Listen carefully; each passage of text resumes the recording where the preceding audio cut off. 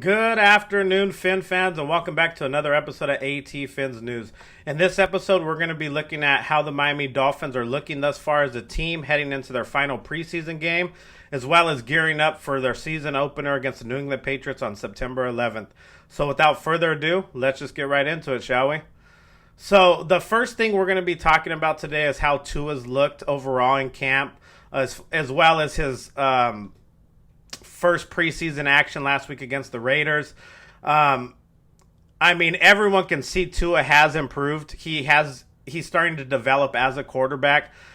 He's going through progressions nicely now instead of last year's offense and the prior year, how people are saying he's just a one read quarterback. He doesn't really read the defense or read the field. He has been reading the field, and it hasn't been more evident than the Raider game last week. Even though there was some throws he did miss, obviously, or misread, but he's still getting a lot better at reading the defense, and that's an encouraging sign for Dolphin fans everywhere.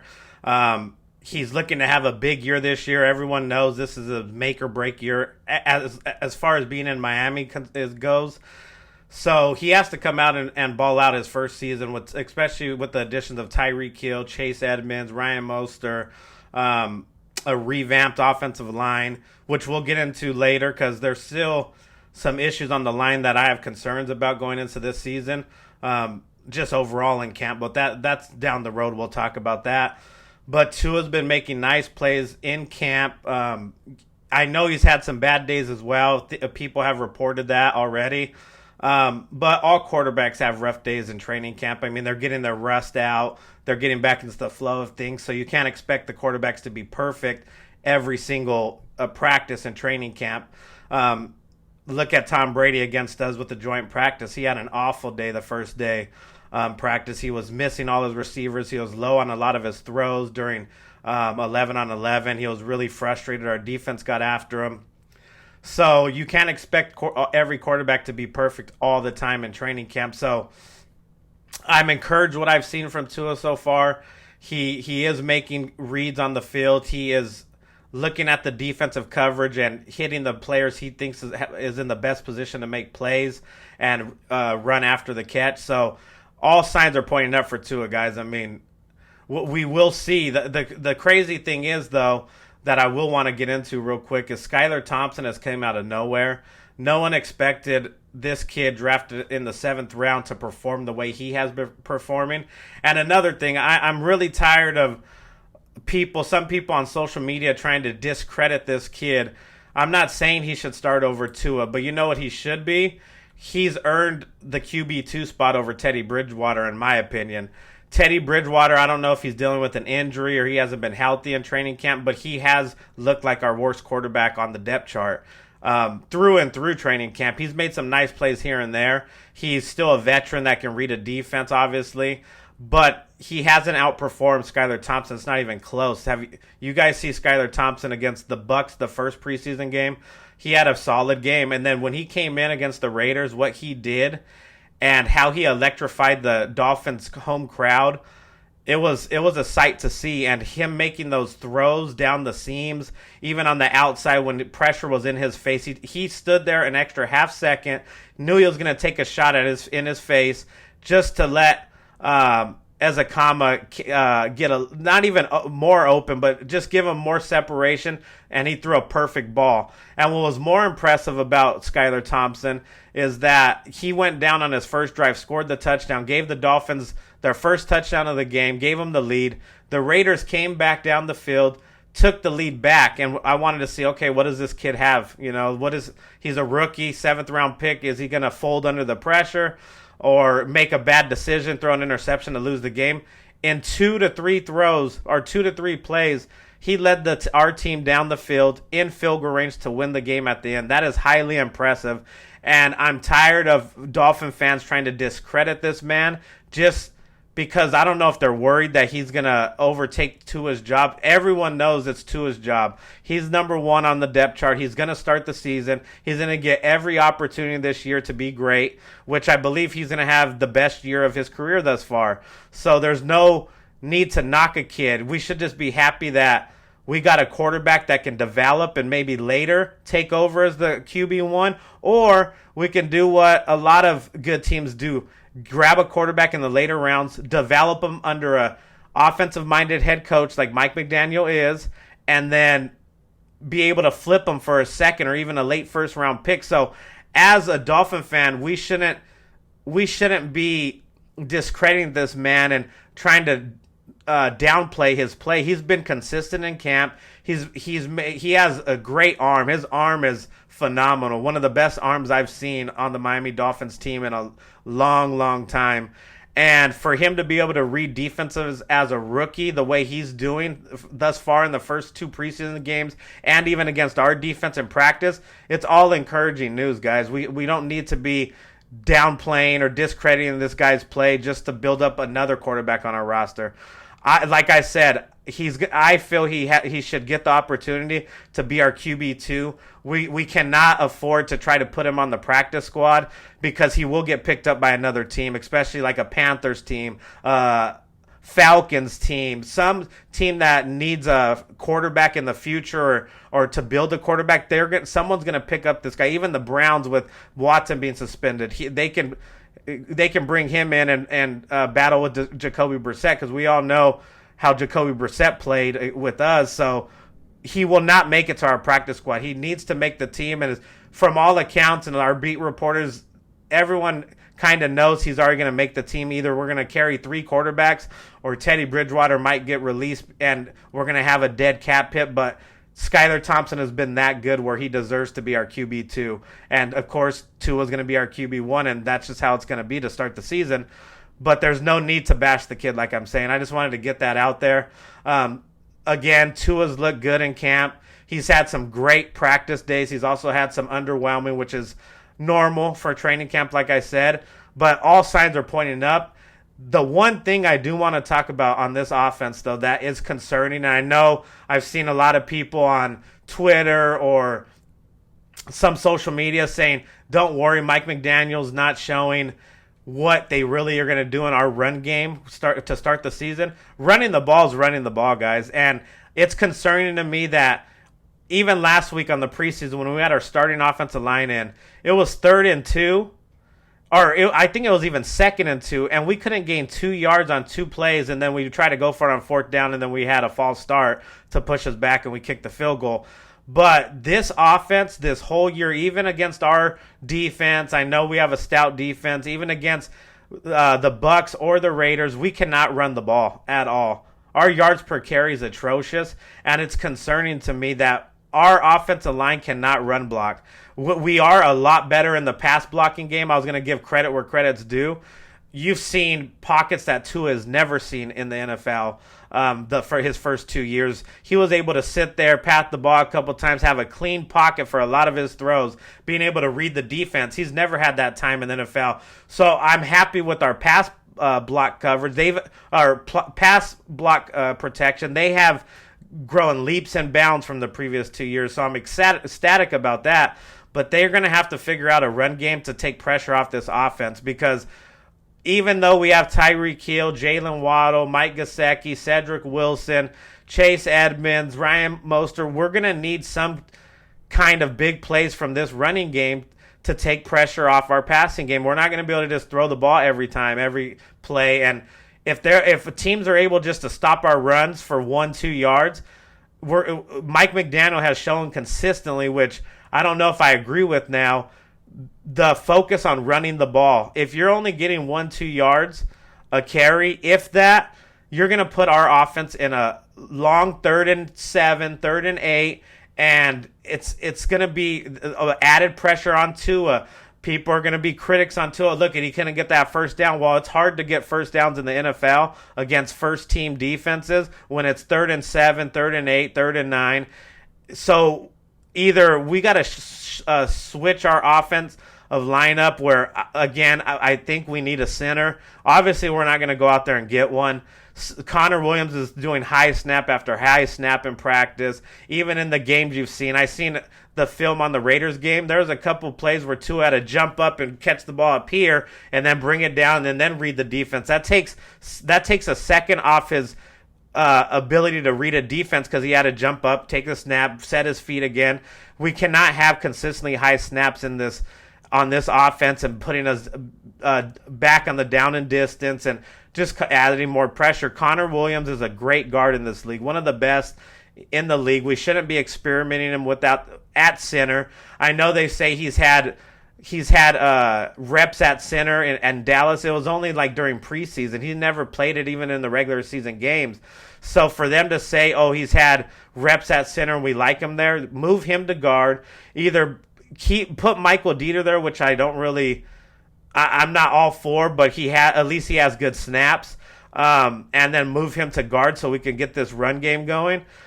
Or go out there and get a center. We have cap space to do it. Next year we're going to be in cap hell, so might as well go for it all right now because this team, if we get a couple pieces like a linebacker, another linebacker, maybe another corner now with all the injuries to corner that's happened with poor Trill Williams, my heart goes out to him. He was having a great camp, and then we just signed Alexander, and he's out for the year already as well. We're running low on corners, and I'll tell you guys right now, I do not want to see Igbenogany in the regular season playing corner for us.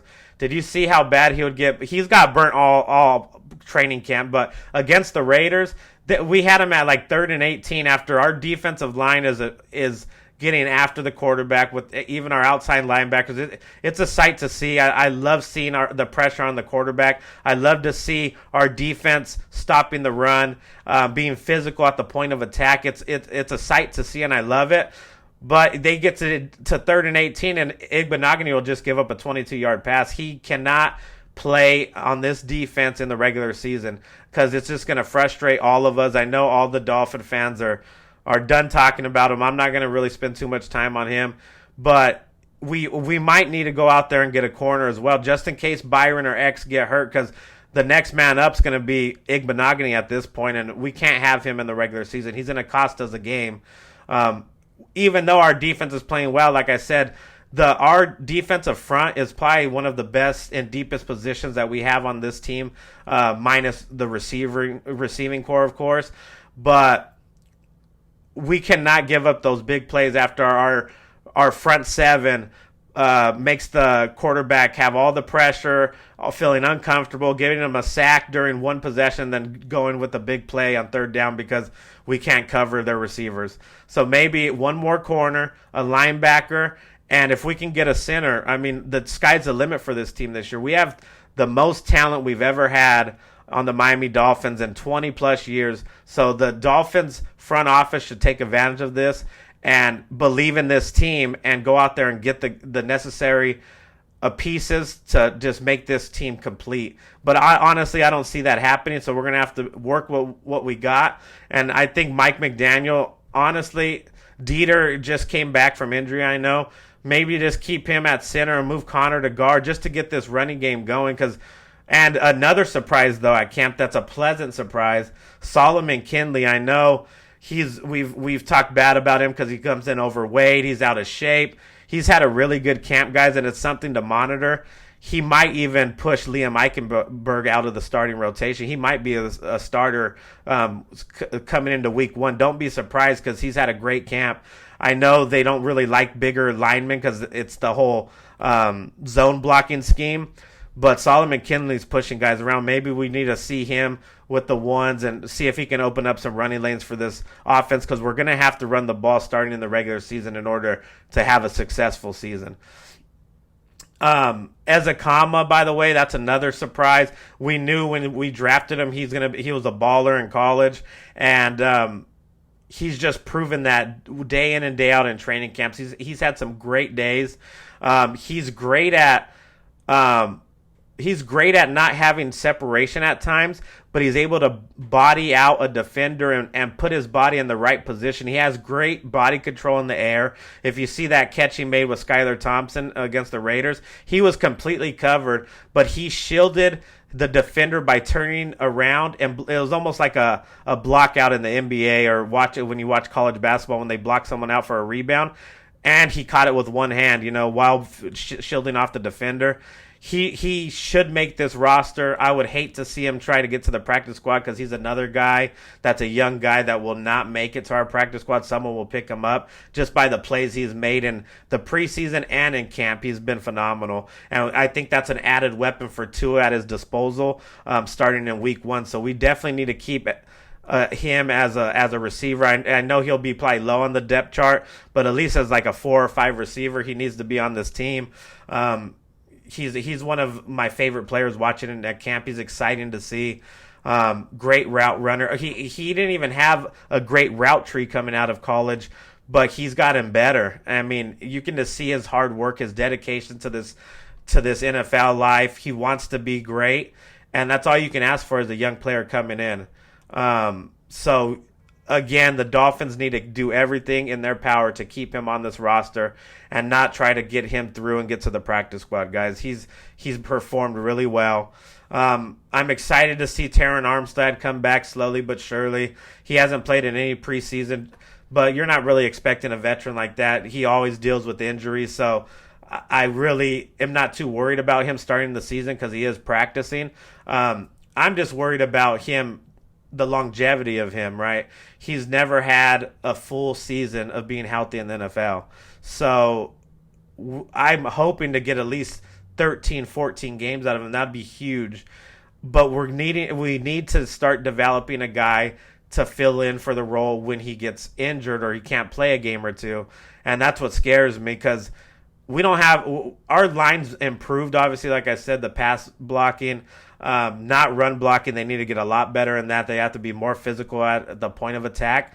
But if one of our linemen go down and we have to bring in someone else like a Coleman or someone on our bench, it could spell disaster for this offense because Tua's going to get that same time that he had the first 2 years. He's going to start having to dink and dunk all the time with throwing the ball in a second or less just so he won't get hit.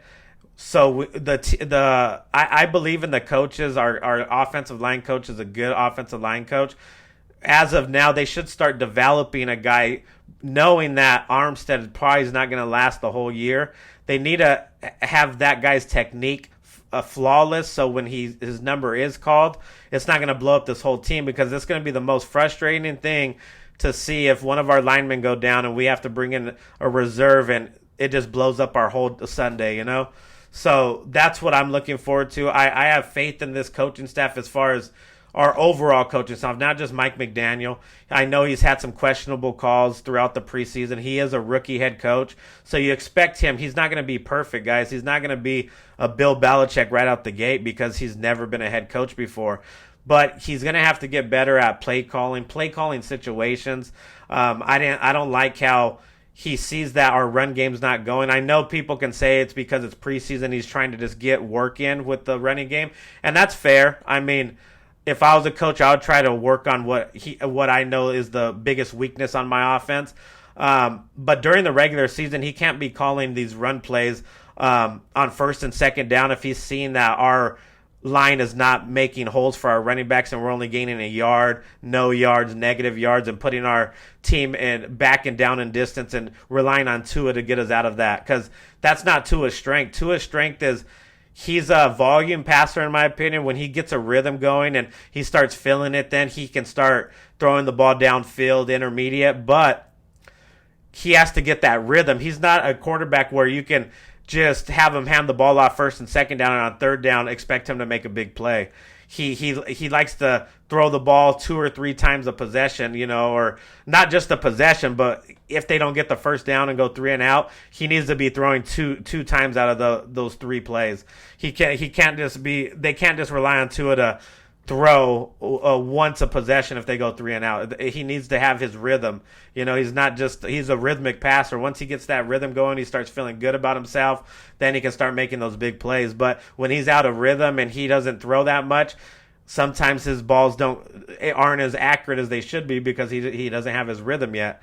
So that's something to look forward to or look to in the regular season. If Mike McDaniel sees we can run the ball on teams, go by all means. I love the run game. Go and take the pressure off Tua in our offense. But if he sees right away we're not going to be able to run on this team, he needs to let Tua throw and be an extension of the run game, kind of, because Tua's good at hitting a quick out or a flat route or a quick slant. He's automatic at that, and that's his best success. So might as well just let him do that if we can't run the ball, or throw a screen to Tyreek Hill. He can take it to the house any day or any play. Make one guy miss, he's gone. Or Jalen Watt, or do jet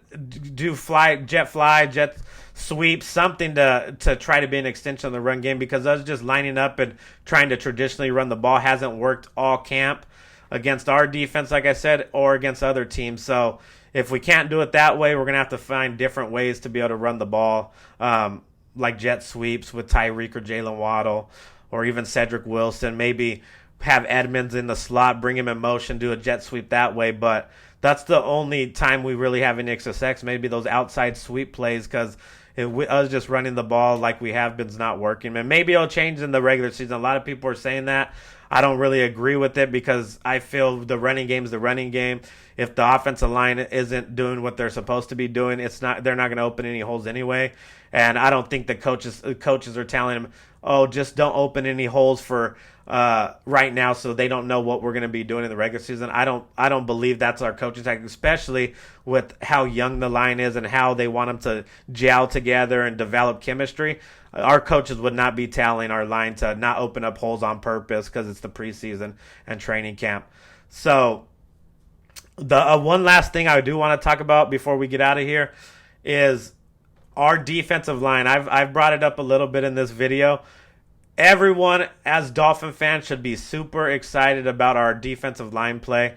I mean, Christian Wilkins, this training camp, this preseason when he played against the Raiders, he's dominant, guys. I mean, he's taken it to another level. His first year in the league, he would make plays here and there, but he wasn't a difference maker, He was just another guy on the field. And for us drafting a player that high, it was kind of like disappointing. His next year, he got a little better. And now, like, being, I believe, his fourth year, he's dominant. Even the beat reporters, even the people on the ground, boots on the ground watching, he is a dominant defensive. I mean, he's an inside defensive tackle, in my opinion, or sometimes they'll play him outside, but he's dominant. He disrupts plays. He's in the backfield, and don't try to run on his side. He's going to stuff it immediately. He's so good. It's crazy to see his development over the years, and he's up for a huge contract after this year. He's going to get a lot of money. I'm hoping he can stay with us, but we just have so many guys coming up for contracts, because the one downside of having all these early picks and all these first rounders, they are all coming up together. And how are we gonna, the guys that are making it, how are we gonna be able to afford all these guys whenever we're in Cap Pal next year? I mean, it's gonna be a tough job for Chris Greer to move money around to try to get these guys signed. But Christian Wilkins is dominant. Skyler, he's great as well. I mean, you got so many guys. You got and then the development of Jalen Phillips. You got Raekwon Davis is a beast out there tipping balls. He's like 6'7". His wingspan's crazy. He's causing havoc as long as he can stay healthy, because sometimes he has issues with that. Like last year, he's another run stuffer in the middle. I mean, then you got another surprise that I knew he was a good player, but geez, she's killing it, is Melvin Ingram. He's like a man amongst boys out there. I didn't think when we got him, it was more like a depth piece, a veteran guy coming in. But he's one of our best linebackers. I mean, they even have him in coverage sometimes, and he's running step for step with our receivers. Look for him. He's going to be a starter in the regular season. There's no way he's going to be coming off the bench. He'll be rotating in with players, but he's going to be starting games because he's had a great camp, great preseason. And then you got Emmanuel Ogba. I mean, the list just goes on and on. I mean, they're going to be so dominant in the regular season. Everyone should be excited to watch that side of the ball. Well, I'm just worried, like I said, on our back end with our corners. I know Xavier Howard, I mean, he was coming back for injury. He's doing practice, so that's fine. But I hope he can stay healthy. I'm worried about Byron Jones coming back. I mean, he hasn't been back, and the season's right around the corner. So how in shape is he even going to be when he comes back? And we can't afford, like I said, Igbenogany out there on the boundary. Nick Needham was banged up a little bit in the preseason, but it looks like a dislocated finger, possibly. He's going to be back in the regular season, so that's a good sign. Javon Holland is the next superstar safety in this league, in my opinion. He's developed and from one year to the next, he looks great. He's going to be our safety for years to come. Brandon Jones, he's developed into another safety that, I mean, Javon Holland and Brandon Jones both know how to blitz off the edge and our zero blitz. So I'm just excited to see this defense as long as our corners can stay healthy. But our defensive front, guys, is vicious. I know we've had a good defense in the past, but our Achilles heel was always what? We couldn't really stop the run against teams that would run right up the middle and be physical against us. That's why we'd have trouble against like the Ravens in years past, the Steelers when they had Le'Veon Bell, because we weren't physical up front in the front seven. We'd get pushed around. This year, not going to happen. They're going to have to teams are going to have to throw to beat us, and we have the best cornerback duo, in my opinion, in the league if Byron Jones is healthy. So it's going to be a tough sled for any offense to go against us. And as long as our offense can keep up with that defense, the sky's the limit, guys. Like I said, as long as we need our line to get better in run blocking, that's our biggest thing on offense. They can't have blow-up plays with even negative yards when we're running the ball. But this defense is going to be, as advertised, they're great, and we're in for a treat. It's going to be hard for teams to put up a lot of points on us. I can see teams putting up 17, but there's not going to be teams putting up 30, 40 points against us, and it's an offensive league, So our offense is just going to have to get 24 points a game. Would be like where I would want to target our offense. If we can put up 24 points a game, I think we can win a lot of our games, even though I know we have a brutal schedule. So that's why it's going to be more important to start hot. We can't fall into 1-8 like we did last year. We're gonna, with the teams coming up on our schedule right away, we're gonna have to prove a point that the Miami Dolphins are a team to be reckoned with this year. But the sky's the limit, like I said, guys. As long as our team does its job, gets better each and every practice, have this coaching staff coach them up, we should be looking at an exciting season. And this is a season that I'm so excited to watch and so excited to see. There's so many storylines. If it's for our quarterback, how is he going to perform because it's a make or break year? How's Tyreek Hill going to look in this new offense? How's Jalen Waddle going to look? Because he was really good in training camp to start. Then I think he had some kind of injury where he's kind of fallen off. Is he going to get back to where he was from a year ago? How's this line going to look? How's our center going to look in regular season? There's so many different storylines to go choose from. So I'm just looking forward to the season. I'm getting amped up, pumped up. I hope you guys are as well. And I mean, it's been so long, it feels like, since we've had a real Miami Dolphins regular season game. And before you know it, in a couple weeks, about 2.5 weeks, it's here. And we can't wait, guys. So other than that, guys, I'm going to let you guys go. It's kind of a longer video. I know I haven't been around as much lately. I just got a new position, so at my job, so it's been kind of hectic, long hours, so it's been hard to get on as frequently as I used to.